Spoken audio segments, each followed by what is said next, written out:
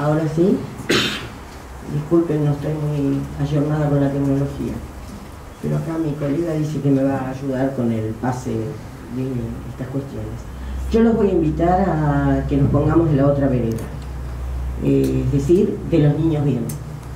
Es a eso a lo que me voy a referir, a lo que dice lo anterior. Sí, lo que dice esa ponencia, o como se titula la ponencia, que de alguna manera intenta hacer visible la historia invisible. Es decir, no todo lo que se publica, se ve, se dice, uno se lo tiene que creer tal cual es. Entonces, de mí lo que van a escuchar es una exposición histórica. Yo soy de los historiadores que creen en la historia del tiempo reciente, pero que no hago triples saltos mortales. Para mí, la Semana Trágica y este periodo que tomo hasta 1960 muestra una realidad.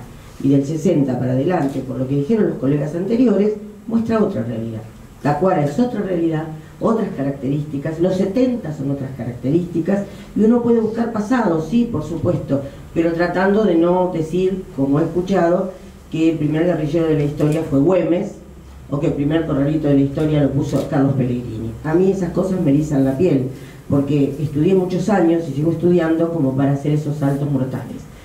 Los cientistas políticos, los periodistas pueden hacer lo que quieran, los historiadores tenemos dos variables a las que ajustarnos, espacio y tiempo, y eso es lo que yo voy a tratar de hacer aquí de la manera más rápida y clara posible.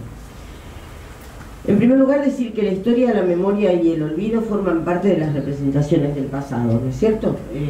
Así se transmiten, la memoria se inscribe en un pretérito que tiene que ser coherente, que le da sentido a los hechos del pasado. Yo no voy a leer lo que está ahí porque ustedes leen mejor que yo, y que la memoria y el olvido son inseparables, no se pueden separar. Si recordáramos todo, bueno, no sé, teníamos un bagaje impresionante de cuestiones que nos angustiarían más de lo que ya estamos angustiados. Y en ese sentido, la Semana Trágica, y una de sus consecuencias más importantes, que es la Liga Patriótica Argentina, creada en 1919, como consecuencia de la Semana Trágica, a 100 años de haber ocurrido, me parece que merecen la atención de la historia argentina. Lo segundo que voy a decir, y solo mencionar, porque todos leen, insisto, es que si alguien me preguntara cuál es la idea fuerza del siglo XIX en mi país, es la construcción de la nación. No hay más que eso, ni nada menos que eso, y eso significó luchas. La grieta viene de muy lejos, no es actual, si queremos ver unitarios y federales los vemos. Hay, en definitiva, una causa central, que es la causa, tiene que ver con quién se queda con los beneficios de la aduana, quién se queda con los beneficios del puerto. Cuando nos pusimos de acuerdo con eso, y ya establecido el sistema de provincias en lugar de gobernaciones e intendencias después de 1820, logramos sancionar una constitución nacional en 1853, que solo rigió como tal a partir de 1860, cuando Buenos Aires decidió aceptarla, ¿no es cierto? Que tenemos un sistema de gobierno republicano, representativo y federal en la letra, con un marcado presidencialismo en la práctica, y recién cuando decidimos qué íbamos a hacer con las rentas de aduana, que era la gran preocupación, se conforma la dirigencia, el mercado y el Estado Nacional en 1880. Yo necesito decir esto para decir que mi país, nuestro país, el país de todos nosotros, es un país de contrastes, ¿no? Por un lado tengo esa hermosa foto que mostraría a la clase alta de Buenos Aires, y por otro lado tengo la siguiente, que es el Hotel de Inmigrantes en 1895. Somos eso, ni mejor ni peor, y eso implica siempre conflicto. Yo rescaté solo dos, la de cómo se vive en un conventillo de Buenos Aires en 1907, que fue la gran huelga de inquilinos de 1907, y la otra es, junto a los festejos del centenario y la reina española que vino aquí y todo lo que nosotros sabemos, también una huelga general en Buenos Aires que marcaba protestas, no solo con presencia, mucha presencia masculina, sino también con mucha presencia infantil. Hay gente que dice que no hay trabajo infantil. Sí, hay trabajo infantil en la Argentina desde muy temprano. Quiere decir que en tiempos del centenario yo me encuentro con que termina una época, esa época de expansión, que la clase alta argentina, o los niños bien, como ustedes quieran llamarlo, comienza a ver los efectos no deseados de la inmigración, de cualquier inmigración, españoles, italianos, polacos, alemanes, los que ustedes quieran, todos. Todo lo malo que nos pasa es culpa de la inmigración. para ese sector dirigente. Y la cuestión social, que no sería otra cosa que el conflicto que acabamos de ver en las fotos anteriores, lleva primero a dictar en 1902 la ley de residencia y en 1910 la ley de defensa social, que es lo que está allí citado.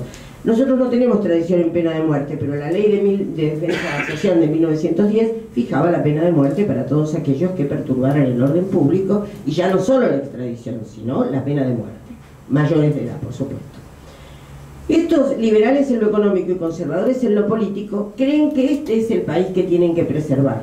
Y el balance del centenario de la Revolución de Mayo muestra eso. Pero muestra también un proceso que se va a iniciar. Este es el famoso libro de Sandra McGee-Deutsch, que tengo el gran gusto de haber podido publicar en la colección que dirijo en la universidad, que se llama Contrarrevolución en la Argentina, 1900-1932, la Liga Patriótica Argentina. Sandra creo que llegó ayer acá al país, o sea que está trabajando otra vez con estos temas que tienen que ver con estas derechas y estas, ahora creo que las mujeres judías, que es con lo que está trabajando. Y bueno, eso es lo que nosotros nos vamos a encontrar. ¿Y por qué?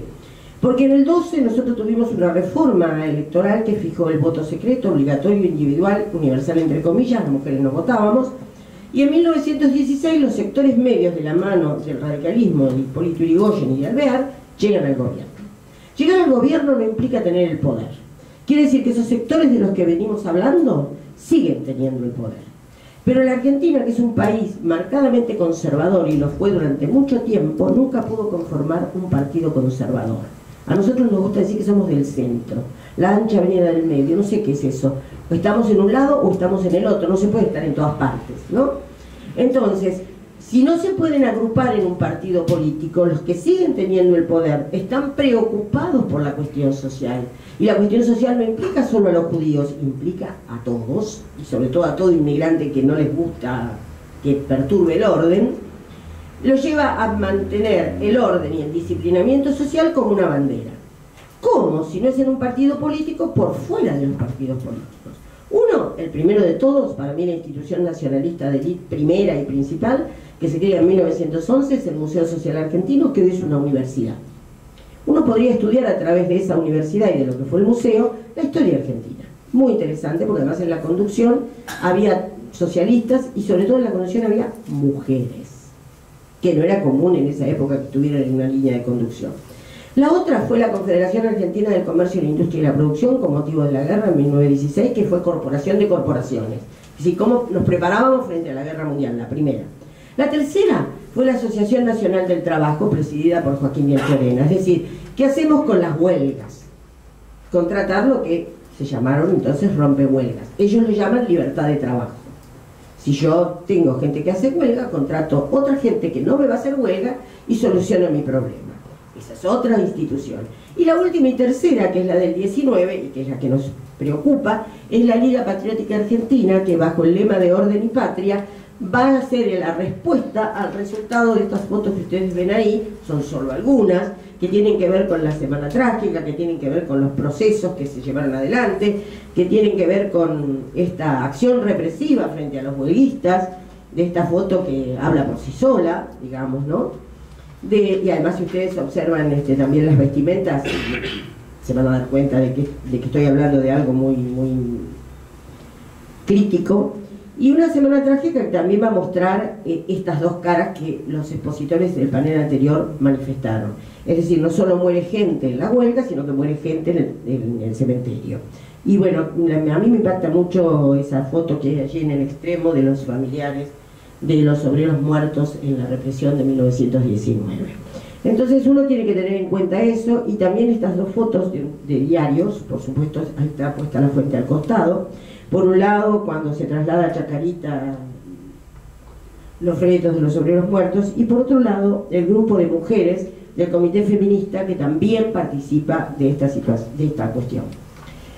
La Liga, que tiene el lema que está allí, que no necesita ninguna explicación y que usa de todos los símbolos patrios, ¿no? Porque es casi una réplica del escudo con otras características. Lo hará después el peronismo con su propio escudo peronista.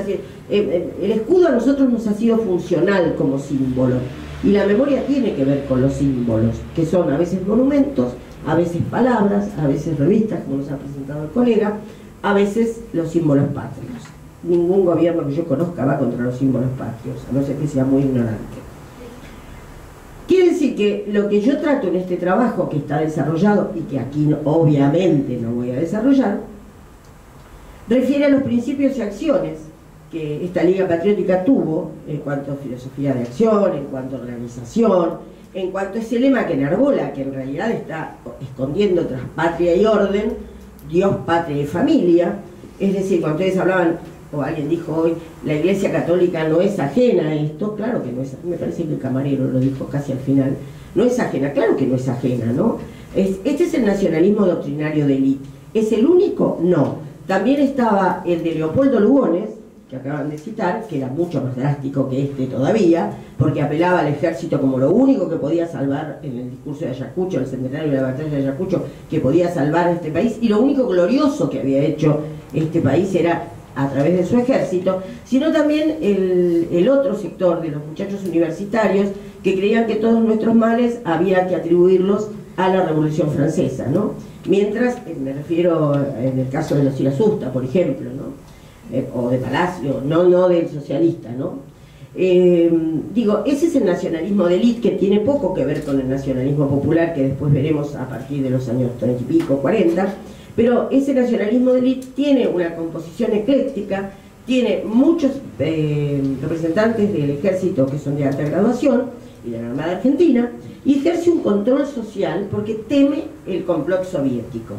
No son los únicos ni son los últimos.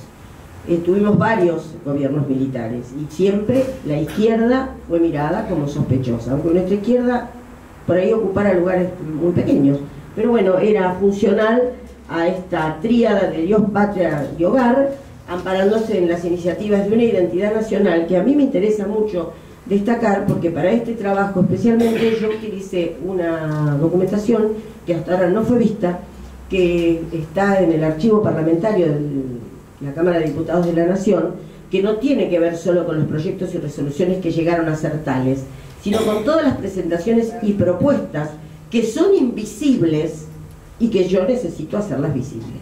O sea que ahí está todo desarrollado, cosa que no voy a hacer ahora aquí, ¿no? O sea, no solo están los discursos de la Liga, sino también está el entramado que va por debajo, a veces muy poco visible, pero visible al fin. Quiere decir que lo que intento rescatar aquí es ver cómo, para definir al ser nacional, al ser argentino, como dicen ellos, siempre se define en contraposición con lo que no quiero ser. O sea, el otro es lo que yo no quiero ser. Y eso es más que significativo. Acá tiene una linda foto de los niños bien, pretenciosos y engrupidos, todo eso que está juntito ahí. Y los objetivos de este trabajo son los que están escritos en esta diapositiva, ¿no?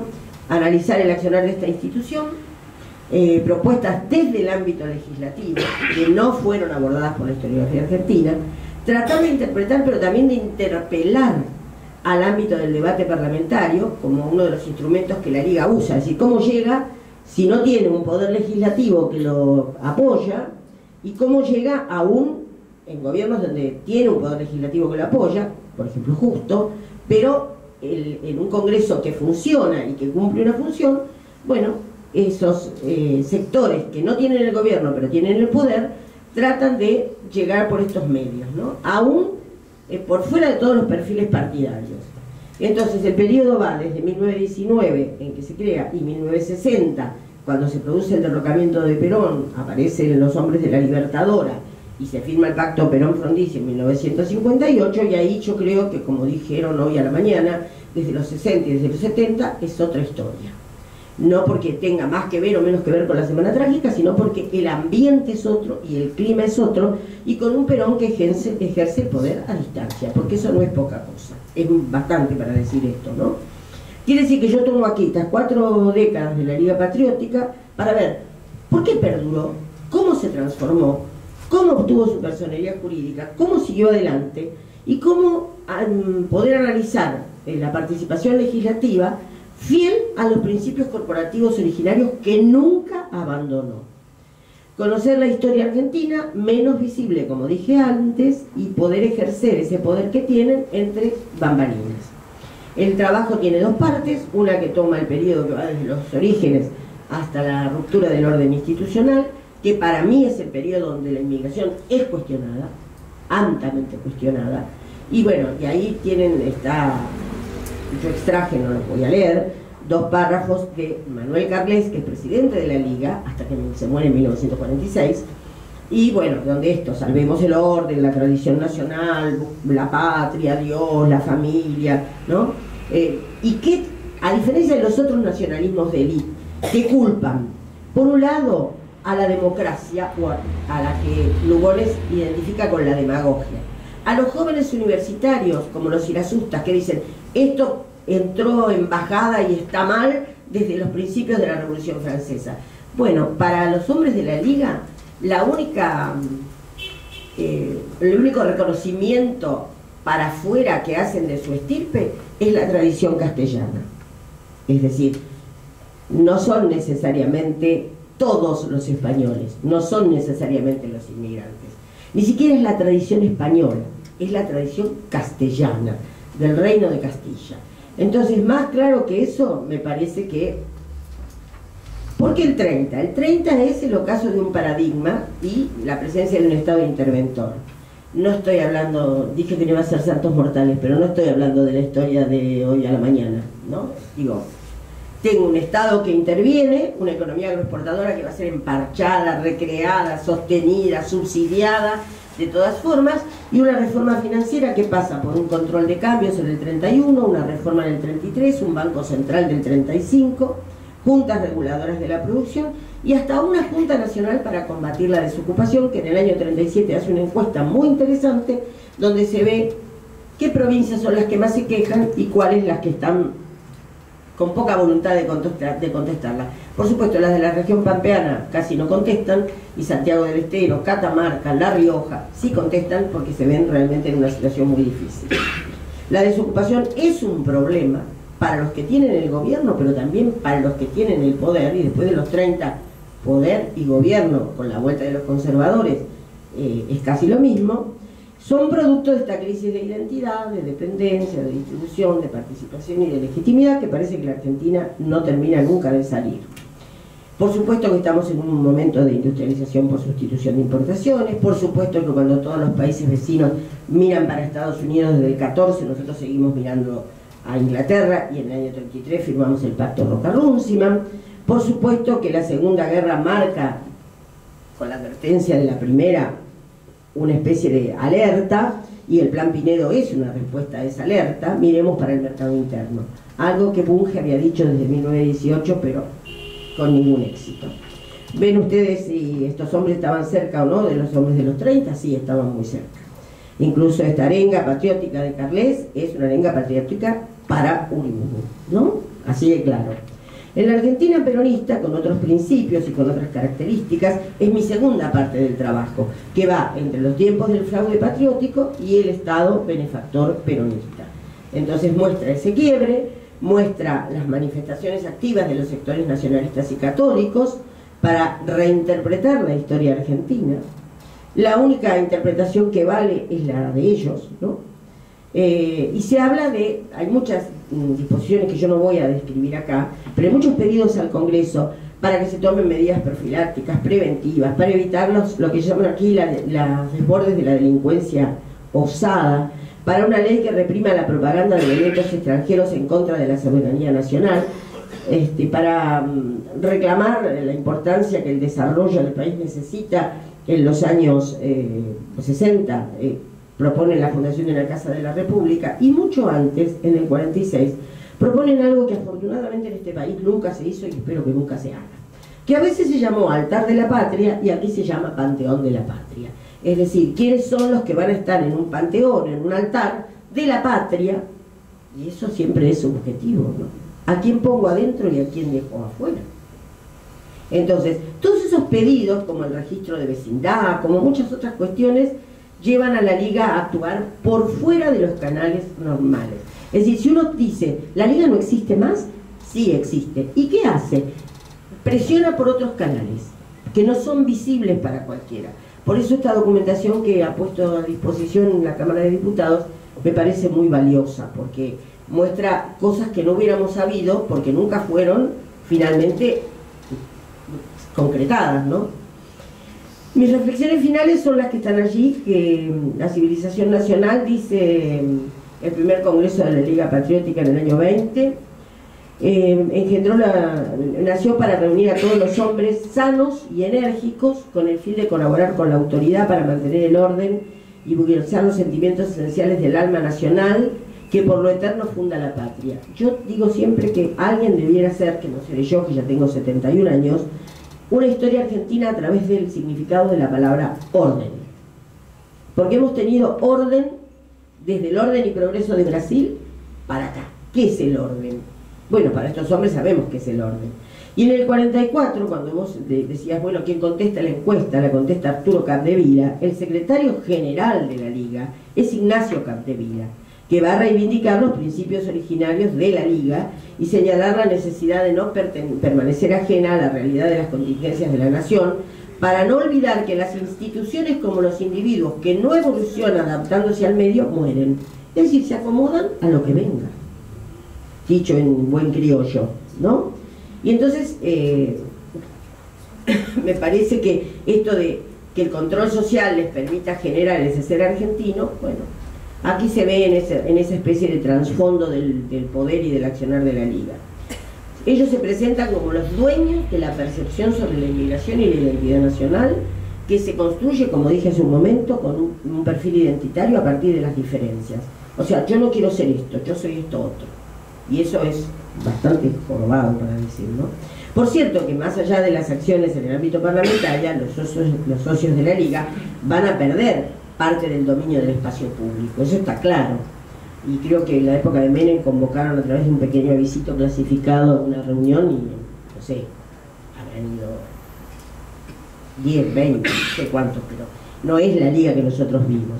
Y sobrevive sí al amparo de su gesta fundacional, nunca bajo sus banderas, pero lo hizo adaptándose, reciclándose y circunscribiendo su acción a lo que fue una democracia republicana, que es lo que fuimos y lo que pretendemos seguir siendo. Y entonces, bueno, esta manera de actuar por debajo, invisiblemente, muestra también por qué esta institución puede permanecer, aunque la Argentina nunca haya tenido un gran partido conservador o un importante partido conservador. Disculpen, muchas gracias, creo que estoy más o menos dentro del tiempo, y este es mi final con esta hermosa ciudad, que todavía muestra una plaza sin rejas y un congreso como me gustaría ver, pero es una foto nada más.